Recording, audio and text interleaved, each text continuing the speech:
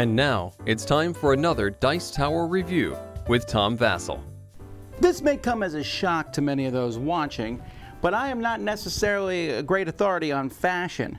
I don't understand it, I don't get it, I don't know why people watch fashion shows, but just it's not my thing. So that's fine. And Make It Happen, which from what I understand is based on a very popular phrase from a reality TV show about fashion, is a game about fashion.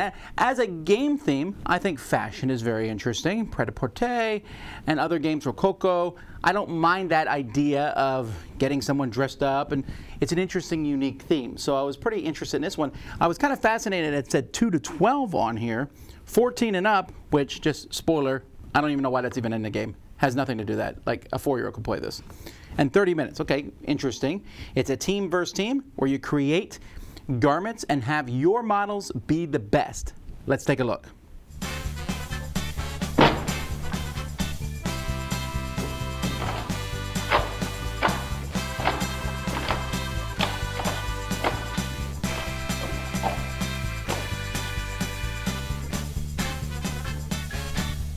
At the beginning of the game, players will be split into teams, red and blue team.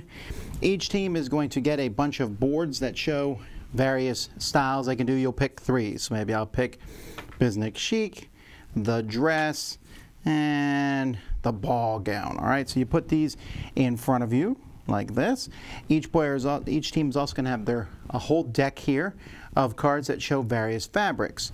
And on your board itself, it tells you kind of the makeup of your deck. So you know that there's way more polka dot than there is floral cards in your deck.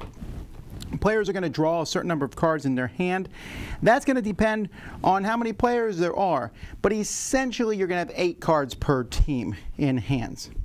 Now, players are going to together play a certain number of cards face down each round of the game on this area here, and then they're going to pick one of 3 actions. Now, one of the actions they can pick basically is this is garbage. If that's the case, they discard them all without showing the other team and redraw replacements for them. Another thing that you can choose when you put the cards down is you can pick Make It Happen. And so you're going to put down a certain number of cards that will match a number needed for clothing. So let's say I play 3 of these.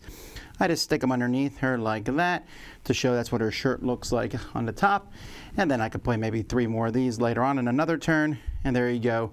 She's wearing that really cool outfit. Or is it? But I don't know. I don't know nothing about fashion. So that's one thing that you're trying to do. You're trying to play these cards. You can also play any number of cards here, and then you're either going to put them in a not pile or in the hot pile. So you're going to be placing these cards in one of those 2 piles, and the game is going to end when one of the teams has completely finished all their clothing. So here, maybe for the dress, she has this completely polka dot dress, joyous, and over here, maybe I finished the ball gown, which is very, very stripy. So let's say you finished everything, then the game will end. Players are going to get points for each of their outfits. So this is worth 1 point on its own. And let's say you have a 2-star fabric. So this one's going to be worth 3 points. This business chic here is going to be 1 star plus 2 plus 2. So that's 5 stars, etc. However, from these hot or not piles, you're going to draw 3 cards from each.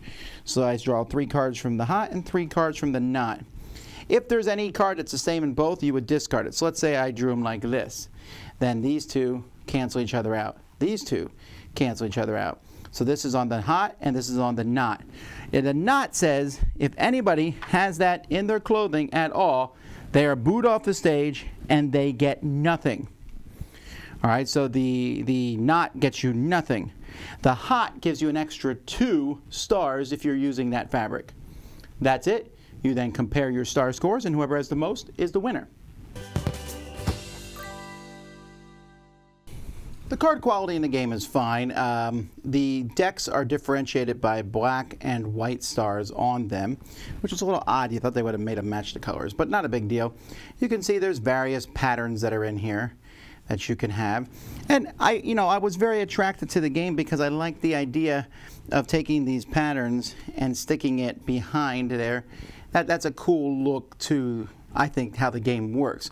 Now the patterns are a little weird, I think. The patterns that they chose don't necessarily seem to match the outfits that the person is wearing, but be it as it may.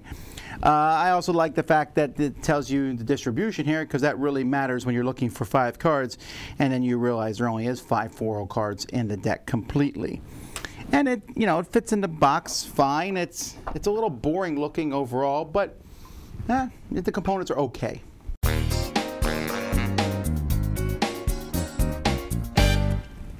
I really dislike this game in so many ways. And the way I dislike it the least is the theme. I think the theme is fine. The idea actually of sticking the cards behind and showing what outfit they're wearing, I thought that was cool. But there are several problems with this game. First of all, it is a 2-player game. This insanity of it being 2 to 12, especially if you're playing 12 players, then you have 6 people, each person has a single card. You need maybe 4 cards to accomplish one of the outfits. So that means 4 of us need to have the same card, which means we need to discard cards continuously until we get 4 the same. We could all discuss it back and forth, and it's the most boring conversation you can think of. Hey, we got 3 of this color. Let's get rid of your card and my card. Oh, we still didn't draw it. Let's do it again. There's so much of that in this game. Discard, discard, discard, discard, discard, get the stuff until you get the stuff you want. Since there is such small numbers, like the most there is of a card in the deck is 7.